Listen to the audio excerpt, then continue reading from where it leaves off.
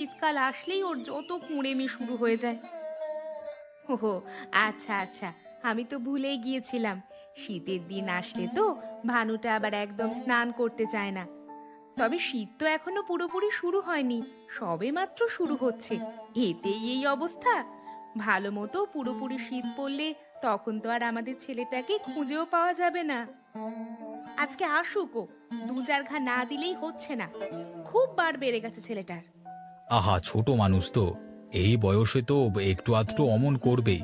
আস্তে আস্তে সব ঠিক হয়ে যাবে। না দাদা, ও সব সময় এমন করে।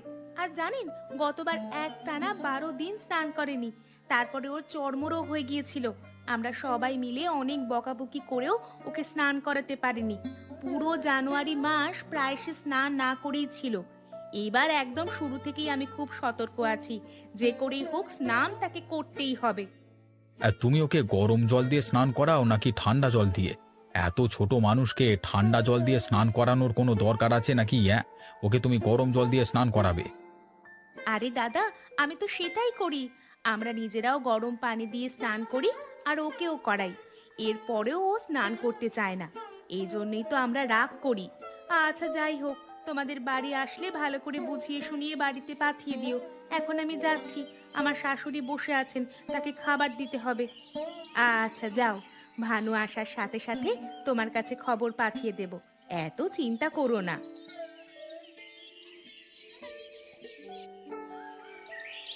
কিরে ভানু, তোর অবস্থা তো দেখছি খুব খারাপ রে। তোর মা তো সেই দুপুর থেকে তোকে খুঁজে বেড়াচ্ছে, আর তুই এমন করে পালিয়ে পালিয়ে বেড়াচ্ছিস। তাছাড়া এখন তো সন্ধে হয়ে গেছে, আমাকে ঘরে ফিরতে হবে। তুই তো আমাকে ঘরেও ফিরতে দিচ্ছিস না। বাড়ি গিয়ে তো বাবা মার কাছে বকুনি শুনতে হবে তোর জন্য। আচ্ছা মিতু, তুই এমন করছিস কেন রে? আমি তো তোর প্রতিবেশী হই, তাই না? প্রতিবেশীর বিপদে তো প্রতিবেশী পাশে এসে দাঁড়ায় নাকি? আমার তো এখন খুব বিপদ। তুই যদি একটু পাশে না থাকিস তাহলে কি হবে নাকি? তা কি এমন বিপদ? তোর মা তোকে বলেছে স্নান করে নিতে, আর তাতেই তুই রাজি হচ্ছিস না। আর দেখ, আমি একটা মেয়ে হয়ে কেমন সাহস করে শীত শেষ না হওয়া পর্যন্ত আমি মোটেও স্নান করব না। একটা কাজ কর, তুই আমার ঘর থেকে আমাকে আর একটা চাদর দিয়ে যা। কেন? একটা চাদর তো নিয়েছিস, তাহলে আবার এত শীত কোথা থেকে আসে তোর? আমাকে দেখতে পাচ্ছিস না? আমি কি তোর মতো করছি নাকি? বছরে মাত্র কয়েকটা মাস মাত্র শীত থাকে, আর আমাদের দেশের শীত অতটাও বেশি থাকে না। আমরা তো আমাদের শীতকালটা উপভোগ করি, আর তুই এমন কেন করিস? সেটা আমি জানি না। শীতের সময় আসলেই আমি যখন জল দেখি তখনই আমার খুব ভয় লেগে যায়। সেটা হোক গরম অথবা ঠান্ডা জল, এই ভয়টা আমার অনেক দিনের। আচ্ছা, তার মানে তোর এই জলের ভয়টা কাটাতে হবে। তাহলে দেখবি, আর ভয় পাবি না তুই। তুই যখন স্নান করতে যাবি, তখন মনে মনে ভাববি, কিসের ভয়, কার ভয় আমি পাচ্ছি? এই জলের ভয়। তখন দেখবি তোর খুব হাসি পেয়ে যাবে, আর মনে হবে এতদিন ধরে আমি সামান্য জলকে ভয় পেয়েছি। আমি না পুরুষ মানুষ। হ্যাঁ, পুরুষ মানুষই তো। বড় হলে সবাই যখন জানতে পারবে যে ছোটবেলাতে তুই শীতকালে স্নান না করে থাকতি, তখন তোর সাথে কেউ মিশবে না। তারপরে দেখবি কেমন লাগে। তাই এখন থেকেই এই জলের ভয়টা দূর করার চেষ্টা কর, বুঝলি? মিতু, তোর কথাগুলো আমার মনে থাকবে। আমি চেষ্টা করব। তবে তোকে এক্ষুনি কথা দিতে পারছি না, কিন্তু অবশ্যই চেষ্টা করব। ঠিক আছে রে, তুই চেষ্টা কর। এখন আমাদের দুজনকেই বাড়িতে যেতে হবে, আর 1 মিনিটও এখানে বসে থাকা যাবে না। তাহলে আমাদের বাবা মায়েরা খুব দুশ্চিন্তা করবে। চল চল, এখন উঠি।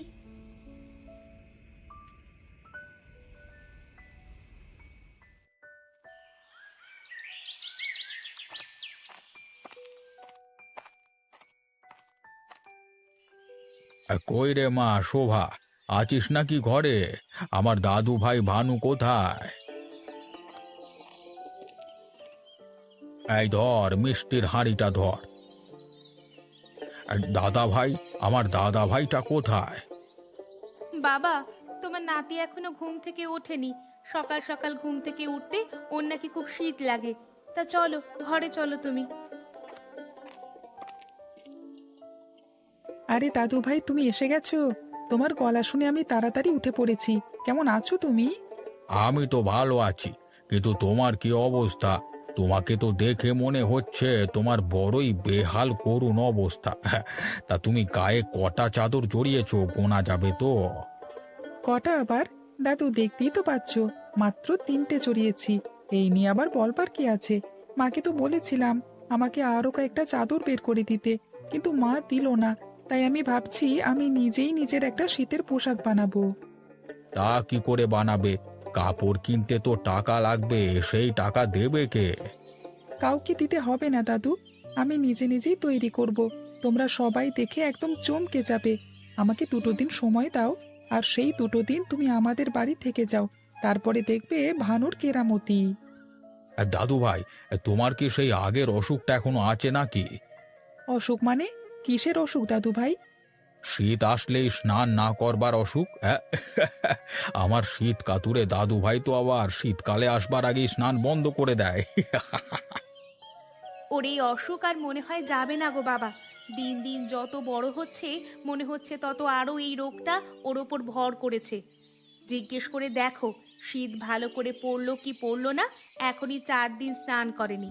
কাছে গিয়ে দেখো তো কোনো পচা গন্ধ পাও কিনা। মা খবরদার বলছি, আমাকে নিয়ে এসব কথা একদম বলবে না। কিসের কিসের আবার পচা গন্ধ শুনি? আর জামাই বাবাজি কোথায়? সে কি আর ঘরে বসে থাকার মানুষ নাকি? সারাক্ষণ তো কাজ আর কাজ।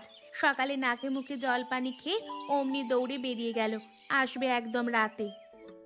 যাক যাক, এটা ভালোই হলো। এটা তো কাজের বয়স।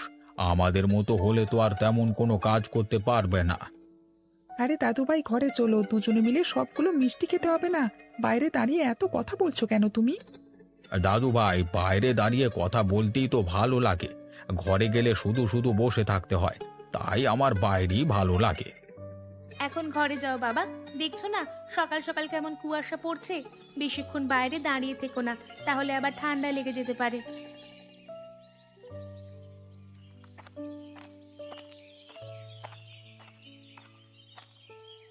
মিতু কই রে? মিতু ঘরে আছিস? থাকলে বের হ, তাড়াতাড়ি আয়। একটা কাজ করেছি, দেখলে একেবারে চমকে যাবি রে। আরে ভানু, কি করেছো এটা? এটা কোন দেশের পোশাক, হ্যাঁ? আর কেই বা তোমাকে এমন করে বানিয়ে দিয়েছে? আরে আমাদের জন্য না হয় এমন পোশাক বানাতে বলতাম, হ্যাঁ? ভানু, তুই কি আয়না দিয়ে দেখেছিস এই পোশাকটা পরার পরে তোকে কেমন দেখাচ্ছে? হ্যাঁ, দেখবো না কেন? পোশাকটা বানিয়ে পরে সবার আগে আমার দাদুভাইকে দেখিয়েছি। পোশাকটা বানাতে আমার 2 দিন লেগেছে। এই 2 দিন আমি দাদুভাইকে কি অনুরোধটাই না করেছিলাম আমাদের বাড়িতে থাকবার জন্য। আর দাদুভাই বলেছে আমাকে অনেক সুন্দর লাগছে। আর তুই কিছু বলছিস না কেন রে? আয়না দিয়ে দেখে থাকলে তো তোরই বোঝার কথা কেমন দেখাচ্ছে। পুরো একটা সজারুর মতো লাগছে তোকে। কি বললি তুই? আমি অনেক পরিশ্রম করে এই পোশাকটা বানিয়েছি শুধুমাত্র শীতের জন্য। জানিস, এখন আমাকে আর অন্য কোনো পোশাক পরতে হয় না। মনে হচ্ছে শুধু এই একটি মাত্র পোশাক দিয়েই আমি পুরো শীতটা পার করে দিতে পারবো। তোরা কোথায় আমাকে আরো উৎসাহ দিবি এমন মহৎ এবং প্রশংসনীয় একটা কাজের জন্য? তা না করে কেমন যেন একটা করছিস। তা ভানু, তুমি কি এখন স্নান করো নাকি জলের ভয়টা কমেছে তোমার?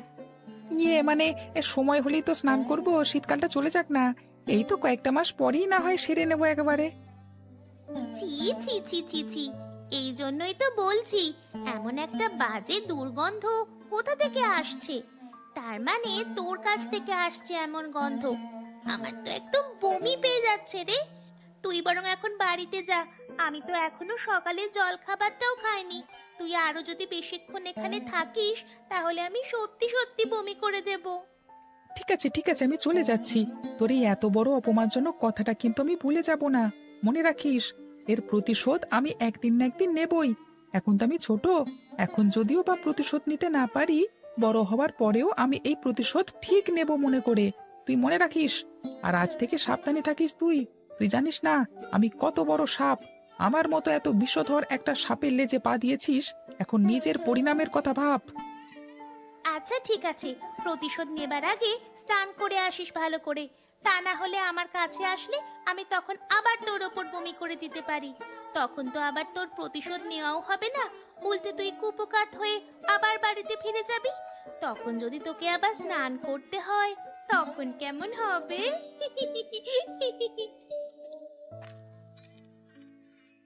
আচ্ছা, এই ছেলেটার এই শীতের প্রতি ভয়টাই ওর হয়তো কোনো মানসিক রোগের কারণ হয়ে দাঁড়াচ্ছে। আমরা যেহেতু ওর প্রতিবেশী, ওর ভালো মন্দ ভাবাটা তো আমাদের দায়িত্ব। ওর জন্য কিছু একটা করতে হবে, যাতে ওর এই শীতের প্রতি ভয়টা পুরোপুরি কেটে যায়। আমরা তো শীতকে খুব উপভোগ করছি। আমরা অপেক্ষা করে থাকি যে বছরে কখন শীত আসবে, এই ছেলেটার অবস্থা দেখবো এইভাবে। হ্যাঁ গো, মনে হয় শীতকালটা যেন ওর শত্রু। ও মিছে মিছে এতটা ভয় পাচ্ছে। আমরা যদি কোনোভাবে ওর মনের ভয়টা দূর করতে পারতাম তাহলে ওর জন্য ভালো হতো। আর ওর বাবা মাও তো ওকে নিয়ে অনেক চিন্তায় থাকে। ঠিক বলেছ মা, আমাদের তিনজনকেই ভেবেচিন্তে একটা উপায় বের করতে হবে ওর জন্য। মনে হচ্ছে সবাই আমার পেছনে লেগেছে, সবাই আমার শত্রু হয়ে গেছে। এই শত্রুদের কাছ থেকে আমাকে খুব সাবধানে থাকতে হবে। এখন থেকে যেখানে সেখানে চলাফেরা আমার বন্ধ করতে হবে। আর আমার এই পোশাকটি আমাকে খুব নিরাপদ স্থানে রাখতে হবে।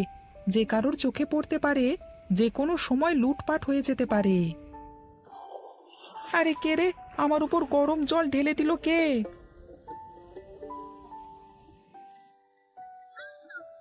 ফেলেছিস? এখন বল তো, তুই কি মরে গেছিস? তুই তো আমাকে বলেছিলি শীতের সময় নাকি একটু তোর গায়ে জল পড়লে তুই নাকি মরে যাবি। কই, তোর তো কিছুই হলো না। ভানু, তুমি রাগ করছো তোমাকে স্নান করিয়ে দিলাম বলে? না, রাগ করিনি তো। জলটা তো গরমই ছিল, গায়ে পড়তে ভালোই লাগলো। আমার শীত কাতুরে দাদা ভাই, তুমি কি এখন থেকে স্নান করবে? দেখেছো তো, ভয়ের কিছুই নেই। হ্যাঁ দাদা ভাই, তুমি একদম ঠিক কথা বলেছ। ভয়ের একদম কিছুই নেই। আর মা, আজকে থেকে এসব পোশাক আমি আর পরবো না। আমি আর সজারু সাজবো না, আর প্রতিদিন স্নান করব। দারুণ সিদ্ধান্ত। এখন থেকে ভানুকে আর কেউ শীত কাতুরে বলবে না।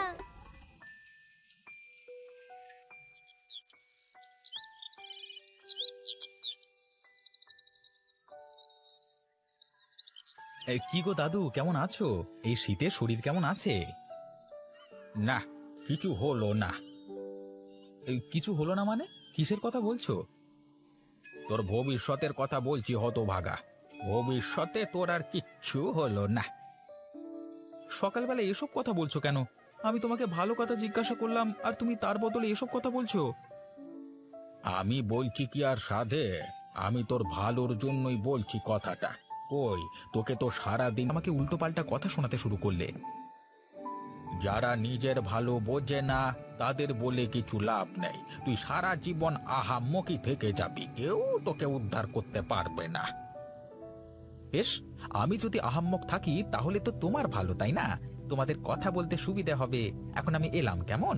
সকালবেলায় কি করতে যে কথা বলতে গেছিলাম কে জানে বাবা, ভালো লাগে না।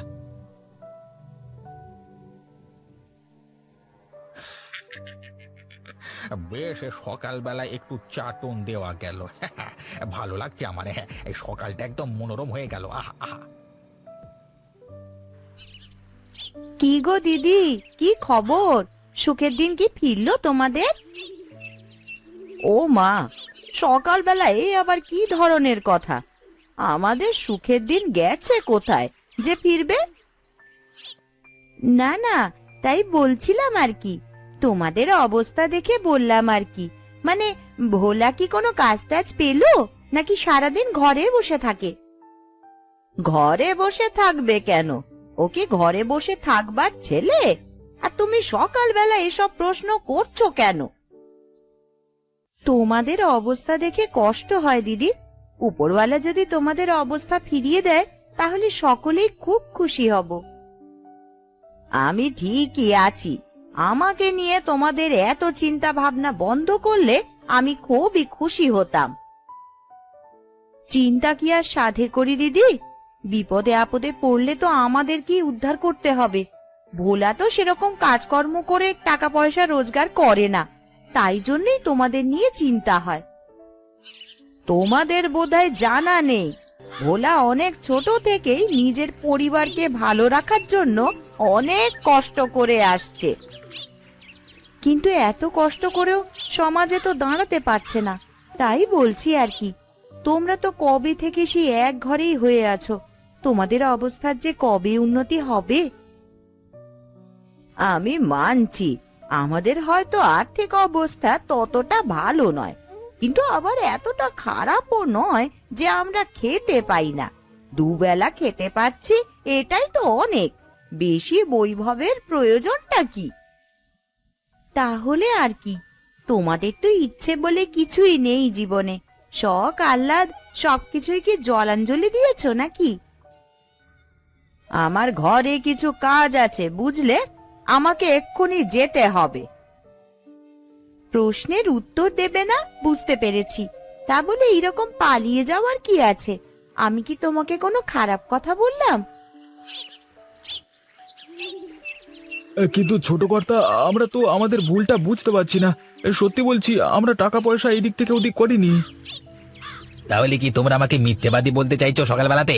তোমরা দুজন যদি টাকা পয়সা এদিক ওদিক না করো তাহলে হিসেব মিলছে না কেন?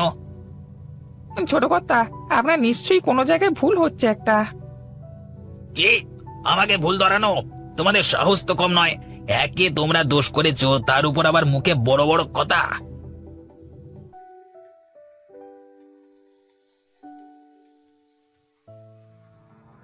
আরে কি ব্যাপার, এখানে এত হট্টগোল কিসের? কি হয়েছে বাবা পলাশ? দেখো না বাবা, এই গোপাল এবং গণেশ কাকা একদম মন দিয়ে কাজ করে না, তার উপর আবার আমাকে কালকে টাকা পয়সার হিসেব দিতে ভুল করে ফেলেছে। হিসেব মেলাতে পারছি না। তা কি গড়বড় করেছে এরা? কালকে আমাদের 2400 টাকা করে বস্তা ধান বিক্রি করা হয়েছে। আজকে এসে দেখছি এক বস্তা ধানের হিসেব গায়েব, মানে 2400 টাকার কোনো হিসেব নেই। কিন্তু বাবু, আমরা সত্যি বলছি, আমরা কোনো টাকা নিইনি। টাকাটা যদি না নিয়ে থাকিস তাহলে গেল কোথায় বল দেখি? সেটা আমরা জানি না বাবু, তবু আমরা সমানে মিথ্যে কথা বলে যাচ্ছে এরা। তুমি এদের কথা একদম বিশ্বাস করো না বাবা। আমার মনে হয় 2400 টাকা হাতিয়ে নিয়ে 1200 করে ভাগাভাগি করে নিয়েছে, তুমি জানো? আপনি কি বলছেন ছোট কর্তা? আমরা আজ পর্যন্ত কোনোদিন এই কাজ করিনি। আজ পর্যন্ত বাবা ছিল, এখন আমি আছি এই দায়িত্বে। তোমরা ভেবেছো আমার কাছে এসব কাজ করে পার পেয়ে যাবে, তাই না? তাই জন্যই চুরি করতে গেছিলে, এখন ধরা পড়েছো। আচ্ছা আচ্ছা, তর্ক বিতর্ক করে লাভ নেই। গোপাল এবং গণেশ, তোমাদের দুজনকার কাছ থেকে 1200 টাকা করে আমার চাই, না হলে তোমাদের কাজ থেকে বের করে দেব।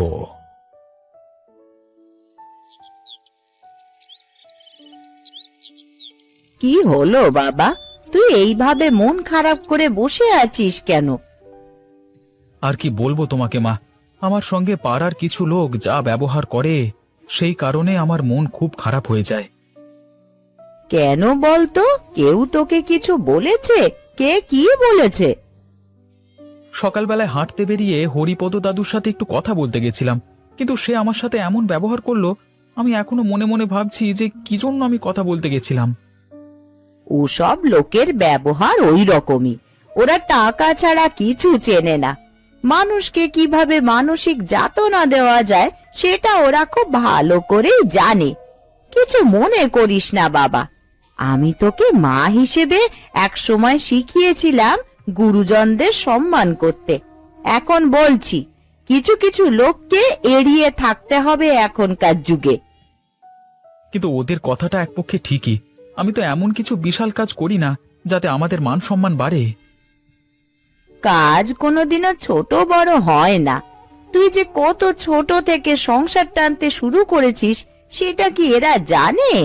জানে না। না মা, আমাকে কিছু একটা করে দেখাতেই হবে। ওদের ওপরে রাগ করে কিছু করতে যাস না। একবার যদি ওরা দেখে তুই ওদের কথায় নাচতে শুরু করেছিস তাহলে কিন্তু ছাড়বে না, সারাক্ষণ তোকে নাচাবে। কেউ আমাকে নাচাতে পারবে না মা। আমি এমন কাজ করে দেখাবো যাতে ওদের মুখগুলো বন্ধ হয়ে যাবে, কোনো কথা বলতে পারবে না। বেশ, তাই করিস। আমি তোকে কোনো কিছুতেই বাধা দেব না। ছোট থেকে তোর বাবা চলে যাওয়ার পর তোকে তেমন কিছুই দিতে পারিনি। এখন তোর ইচ্ছার বিরুদ্ধে যাওয়ার আমার কোনো অধিকার নেই। ঠিক আছে মা, তোমাকে আমি কথা দিচ্ছি, যারা তোমাকে আজকে দেখলে অপমান করে তারাই তোমাকে কিছুদিন বাদ থেকে সম্মান করতে শুরু করবে, তুমি দেখে নিও।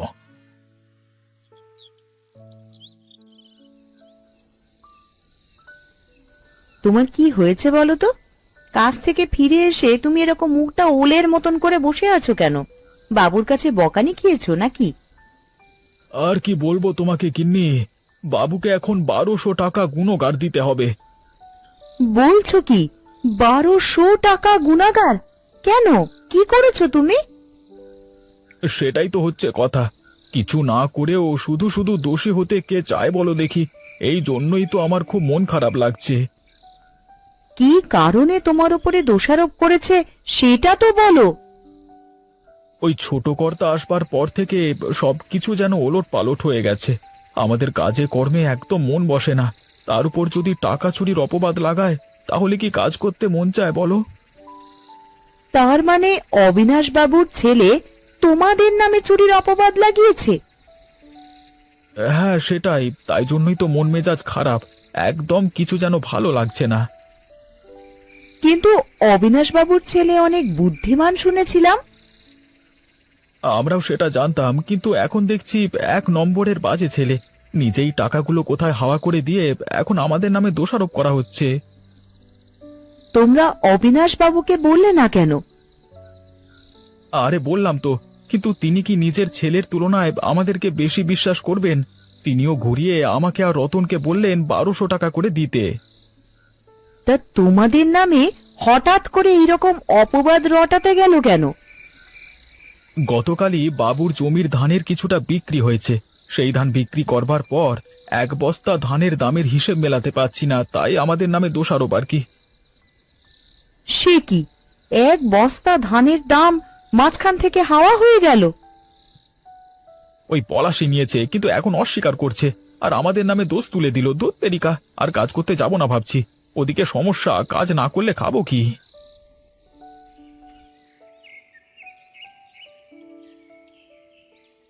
ভবিষ্যতের কথা ভেবে একদম কাজ করতে হবে, যাতে কাউকে সুযোগ দেওয়া না যায়।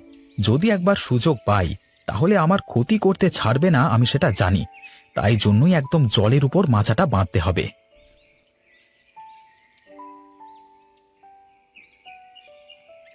আরে কি রে ভোলা, এই নদীর জলের উপর মাচা মারছিস কেন? কি হলো কি? একটা কাজ আছে কাকা, কিন্তু আগে থেকে বলা যাবে না, পরে বলবো। হ্যাঁ, কাজ আছে? ওরে কি কাজ আমাদেরকে বল, আমরাও যদি কোনো সাহায্য করতে পারি। তুমি না হয় আমাকে সাহায্য করতে চাও, ঠিক আছে, কিন্তু গ্রামের বেশিরভাগ লোক তো সেটা চায় না। তা যা বলেছিস, কে যে ভদ্রবেশে শয়তানি করবার জন্য বসে আছে সেটা বলা যায় না। এই তো দেখ না, আমাদের সাথে কি ঝামেলা চলছে। কি হয়েছে তোমাদের? কিছু সমস্যায় আছো নাকি? সমস্যা বলে সমস্যা রে, এই দেখ না, অবিনাশ বাবুকে আজকে 1200 টাকা দিতে হবে। বাবা, একে দিন আনতে পান্তা ফুরিয়ে যায়, তার উপর আবার বিনা দোষে গুণগার দিতে হচ্ছে। আন্দাজ করতে পারছি তোমাদের সাথে কি হয়েছে। পলাশ নিশ্চয়ই তোমাদের নামে কিছু অপবাদ দিয়েছে, তাই না? তুই একদম ঠিক ধরেছিস, বেটা খুব বদমাইশ ছেলে। যাক, বাদ দে ওদের কথা, তুই বরং তোর কাজ কর, আমি গিয়ে দেখি আজকে আবার কিভাবে অপদস্থ হতে হয় দেখি। হ্যাঁ কাকা, এসো। আর বলে রাখি, ওই পলাশের থেকে একটু সাবধানে থেকো। হ্যাঁ, ওকে আমি ভালো করেই চিনি, কিন্তু বড় ঘরের ছেলে বলে কিছু বলতে পারি না, বুঝলে তো? হ্যাঁ ভাই, সে